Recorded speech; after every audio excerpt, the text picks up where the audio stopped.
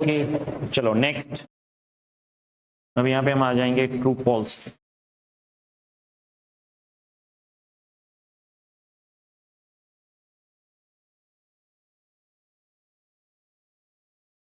Okay, depreciation, amortization, true and false, true और false right, with reason, proper reason देना जरूरी है यहाँ पे। चलो first, increase in market value of fixed asset is one of the reason for depreciation being charged. increase नहीं, decrease. okay, यहाँ पे increase नहीं होना चाहिए, क्या होना चाहिए? decrease. false, false. it should be decrease in the market value is one of the reason for depreciation. increase की वजह से तो क्या होगा? revaluation, surplus. Next, depreciation is cash expenditure, tick नहीं करने की जरूरत है, actually that is non cash, क्योंकि उससे आपका कोई कैश आउटफ्लो होने वाला नहीं है। False. Okay, depreciation is rather non cash expenditure. Next, cost of property plant equipment include purchase price, refundable taxes and import duties after deducting discount. चलो discount minus किया वो भी सही है, परचेज प्राइस इंक्लूड किया वो भी सही है, बट टैक्सेस कौन सा ऐड करेंगे? ओनली नॉन रिफंडेबल,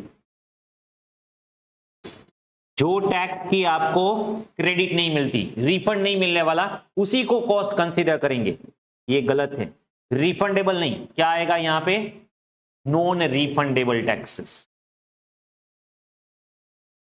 तो डेप्रिसिएशन नॉन कैश है, नॉन रिफंडेबल टैक्सेस ही कॉस्ट में इंक्लूड होगा, जो रिफंडेबल टैक्सेस है वो कॉस्ट में से एक्सक्लूड होगा। Next, cost of fixed asset should include cost of opening a new facility such as, नहीं, एक्सक्लूजन याद करो। अभी देखो ये सब के लिए मैंने आपको आगे चार्ट ड्रॉ करवाया है, इंक्लूजन एक्सक्लूजन्स।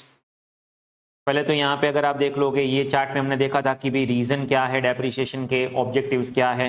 ओके, फिर यहाँ पे अगर आप देखोगे इंक्लूजन एक्सक्लूजन में क्या क्या आने वाला है, तो परचेज प्राइस, ड्यूटीज, और फिर जो देखो मैंने यहाँ पे लिखा था only non refundable taxes include करना है, नॉन रिफंडेबल, डायरेक्टली एट्रीब्यूटेबल।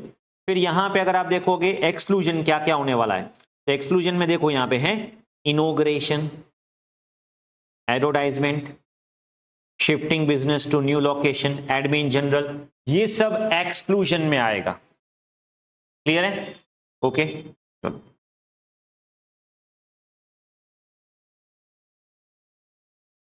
तो ये इंक्लूड नहीं, क्या होगा?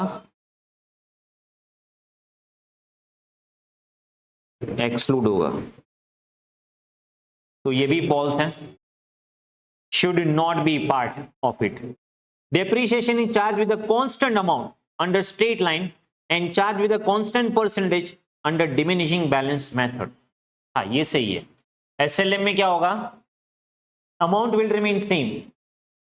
SLM depreciation में amount same रहेगी, WDV में amount same नहीं रहेगी, जो परसेंटेज रेट है depreciation का वो सेम रहेगा।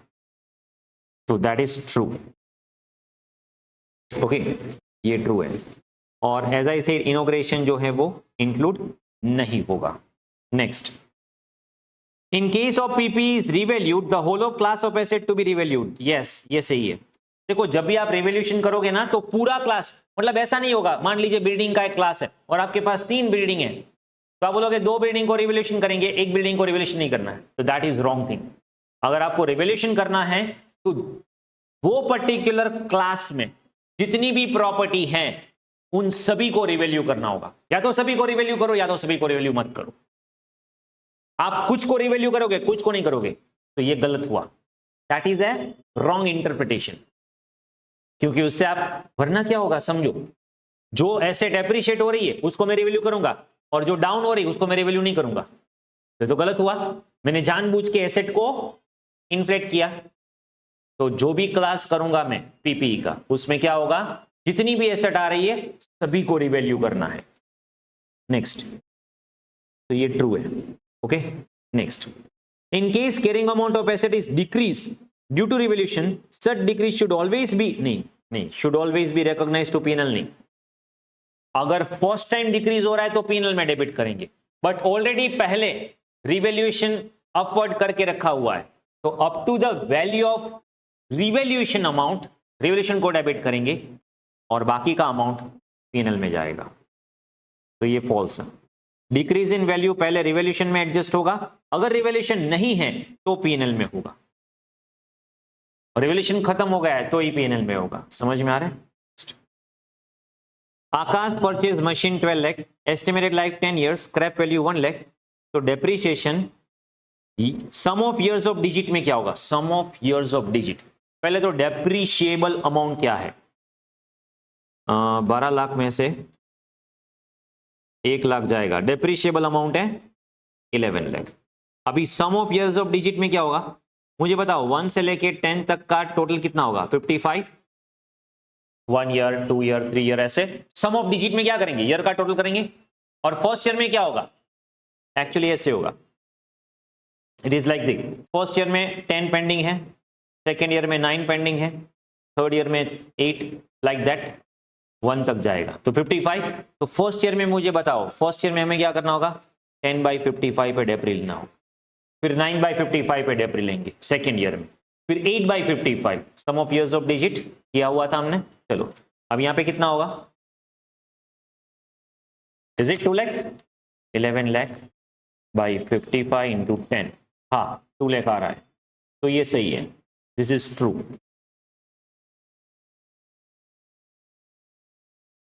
ट्रू, डेप्रिसिएशन आएगा 2 लाख।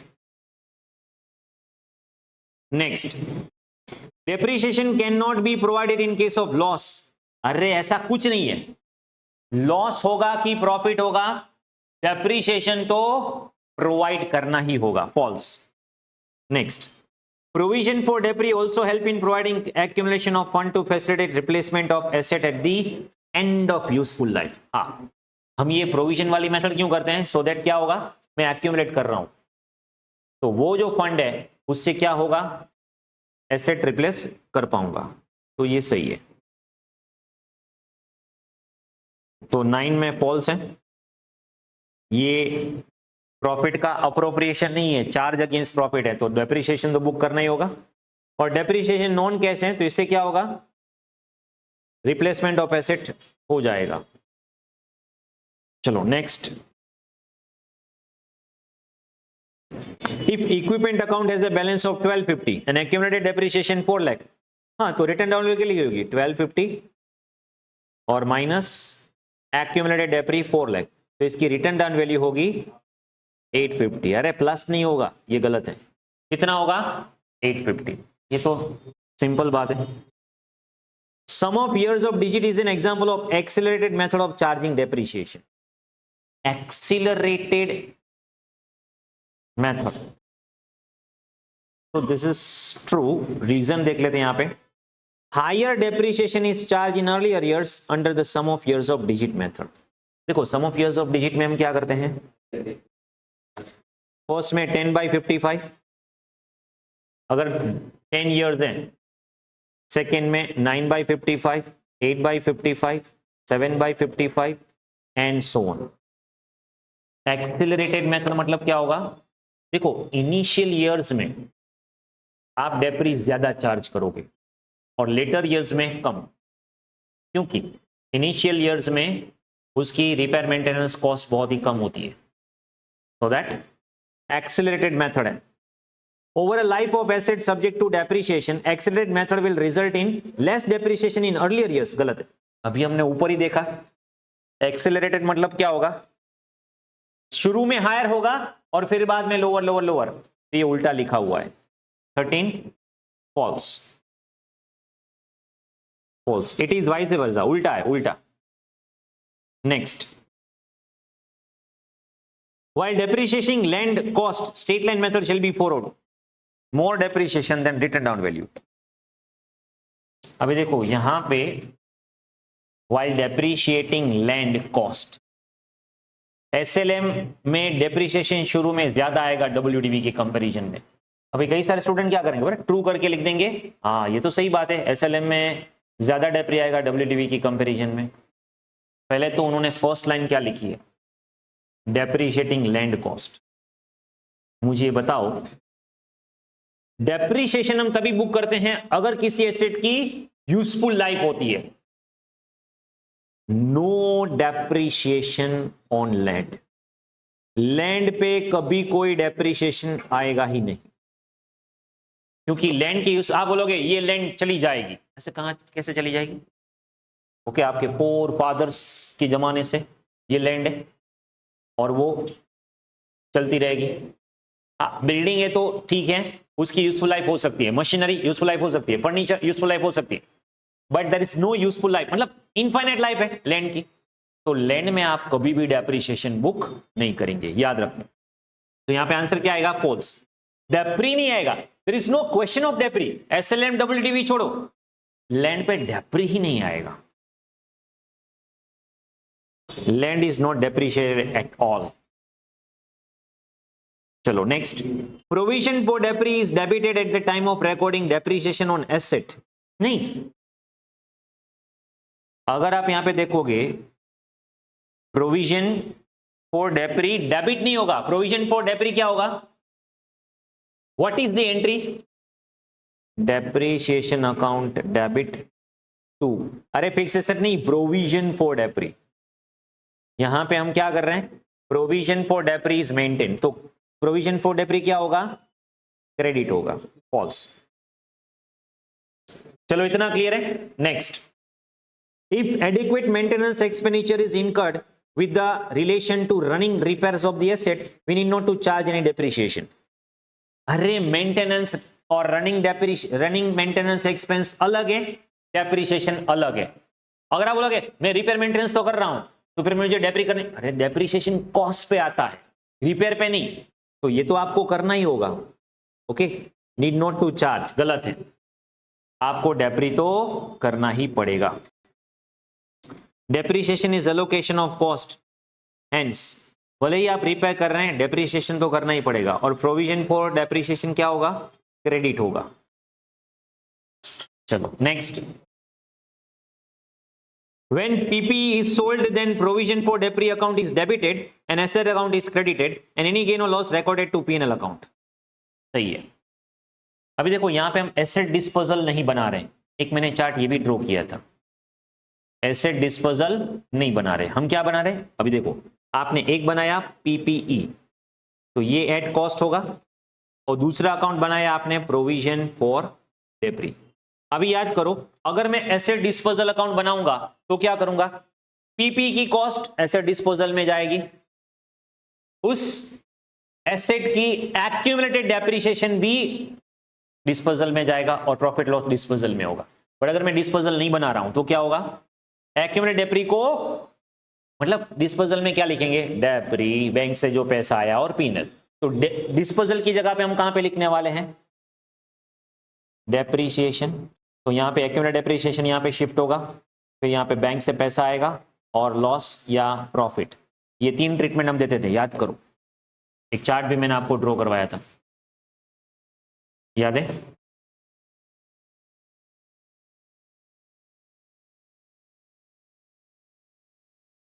ओके देखो, ये हमने एक चार्ट ड्रॉ किया था जिसमें एसेट डिस्पोजल नहीं बनाना है। देखो है, प्रोविजन फॉर डेप्री बनाना है बट एसेट डिस्पोजल नहीं बनाना है। एग्जाम्पल नंबर 26 देखो, और एग्जाम्पल नंबर 26 में हमने किया था, क्या किया था एग्जाम्पल 26?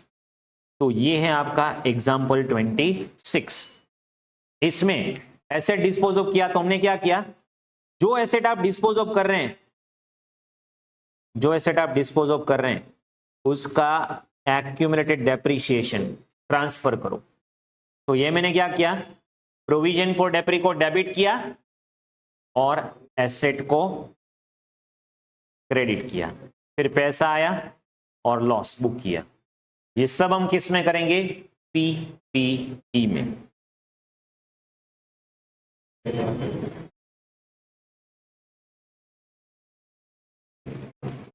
ओके, तो अभी फिर से देखो यहां पे, जब पीपी सेल होगी तो प्रोविजन फॉर डेप्री डेबिट होगा और एसेट क्रेडिट होगी और गेन और लॉस पीएनएल में जाएगा। ट्रू, ये सही है। Next 18, while calculating depreciation on DBM method, salvage value of asset at the end of the life is reduced from its cost। ऐसा होता है क्या? ये एसएलएम में होता है। हम एसएलएम में ऐसा करते हैं, कॉस्ट माइनस साल्वेज वैल्यू या scrap value divided by useful life. Okay, जबकि डीबीएम मेथड में हम क्या करते हैं, cost multiplied by percentage, rather written down value multiplied by percentage of debris। समझ में आ रहा है? उसमें हम स्क्रैप वैल्यू माइनस नहीं करते, फॉल्स।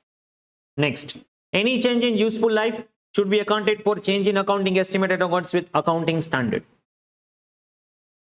ये सही है। अगर आप डेप्रिसिएशन में कुछ भी चेंज करोगे तो उसको हम बोलेंगे चेंज इन अकाउंटिंग एस्टिमेट। इसका मतलब क्या हुआ? Okay, can you tell me what is accounting estimate? Account में कई बार आपको एस्टिमेट करना पड़ता है। Like tell me one thing, जब आपने एसेट परचेज की तो आपने क्या किया, ये एसेट 10 साल तक चलेगी यूजफुल लाइफ, तो ये क्या है 10 साल, ये आपने क्या किया है, एस्टिमेट है।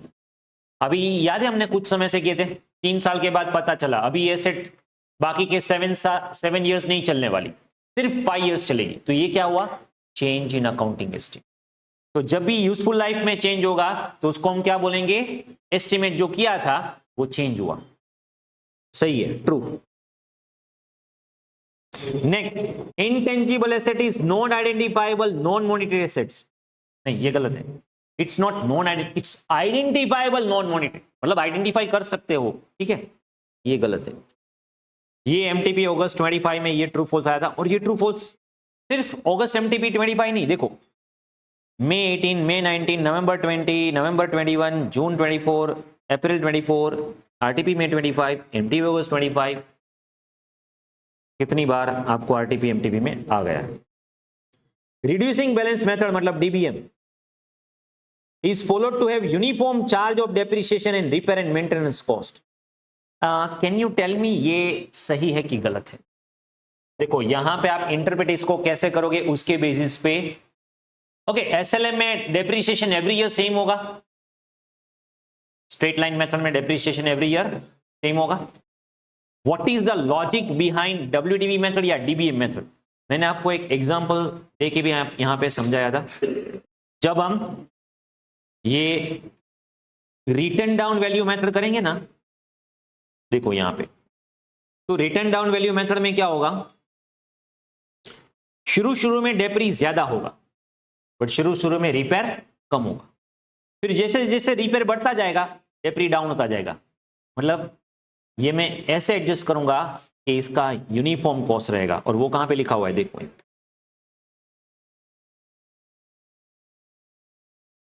देखो स्ट्रेट लाइन में क्या है, चार्ज फॉर डेप्रीशिएशन कांस्टेंट है। अमोंग द डिसएडवांटेज, अगर आप यहां पे देखोगे तो डब्ल्यूडी में क्या हो रहा है, this method is based on assumption that cost of repair will increase in asset it gets old, therefore depreciation earlier year में हाई होगा और रिपेयर कॉस्ट लो होगी, फिर डेप्रीशिएशन लेटर ईयर में लो हो जाएगा और रिपेयर कॉस्ट हाई हो जाएगी। इससे क्या होगा, इक्वल बर्डन रहेगा, तो यहां पे मैच ही ऐसे हो जाएगा। तो यहां पे जो लिख रहे हैं क्या कि रिड्यूसिंग बैलेंस मेथड में यूनिफॉर्म चार्ज होगा for depreciation and repair as a whole together, तो ये सही हो जाएगा। आप बोलोगे सर डेप्रिसिएशन तो रिड्यूसिंग बैलेंस होती है ना, तो यूनिफॉर्म कैसे हुआ? यहां पे क्या लिखा है, डेप्री प्लस रिपेयर टुगेदर, तो डेप्री शुरू में हाई होगा, ये लो होगा, तो ये मैच हो जाएगा। और फिर क्या होगा, लेटर ईयर्स में डेप्री कम हो जाएगा, रिपेयर ज्यादा हो जाएगा, तो दोनों का एवरेज यूनिफॉर्म रहेगा, तो ये सही है। Depreciation is non cash expense and does not result in any cash outflow, ये भी सही है। डेप्रीशिएशन आपका non cash expense. Depreciation non cash non operating expense which is provided for if there are profit, ये गलत है। देखो non cash सही है, बट प्रॉफिट में से तो माइनस करना ही होगा। That is a charge against the profit, that is not accumulation from profit. See dividend है ना, वो एक्यूमुलेशन फ्रॉम प्रॉफिट है, मतलब प्रॉफिट होगा तो डिविडेंड देंगे, प्रॉफिट नहीं हुआ तो डिविडेंड देंगे। बट इंटरेस्ट, बैंक को ऐसा नहीं बोल सकते लोन लिया है तो ये प्रॉफिट नहीं, इंटरेस्ट जाने दो, that is a charge against the profit. तो ये एक्सपेंस है सैलरी, एम्प्लॉय को ऐसा नहीं बोल सकते कि भाई प्रॉफिट नहीं हुआ है सैलरी नहीं मिलेगी, नहीं, that is a charge against the profit. Okay, तो वैसे ही depreciation is a charge against the profit, ये प्रोवाइड करना ही होगा। December 23, sum of years of digit is an example of accelerated method, repeat हुआ है December 23, सही है, सही है ना। Next, sale of office furniture should be credited to P&L account. A sale of office furniture P&L में credit नहीं होगा, उसका जो प्रॉफिट होगा वो क्रेडिट होगा। तो ये क्रेडिट कहां पे होगा? फर्नीचर अकाउंट में, गलत है। लैंड इज डेप्रिशिएबल एसेट, ये गलत है। RTP September 25। चलो, लैंड डेप्रिशिएबल एसेट नहीं है। अच्छे से एक बार इसका आप रीजन देख लेना, बराबर है। चलो